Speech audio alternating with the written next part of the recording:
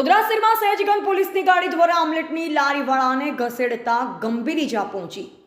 લારીવાળાને SSG hospital ખસેડવામાં આવ્યો છે, જ્યાં ડોક્ટર દ્વારા જણાવવામાં આવ્યું કે હાલત નાજુક છે, જેને પ્રાઇવેટ હોસ્પિટલ ખસેડવામાં આવ્યો છે। ઘટનાની જાણ થતાં જ પોલીસના ઉચ્ચ અધિકારીઓ, ડીસીપી ઝોન, એસીપી અને સયાજીગંજ પીઆઈ અને સ્ટાફ તેમજ પોલીસ કાફલો હોસ્પિટલ પહોંચી ગયો હતો। ટીવી18 ન્યૂઝ નેટવર્ક સાથે રિપોર્ટર મેહુલ રાઠોડ, વડોદરા।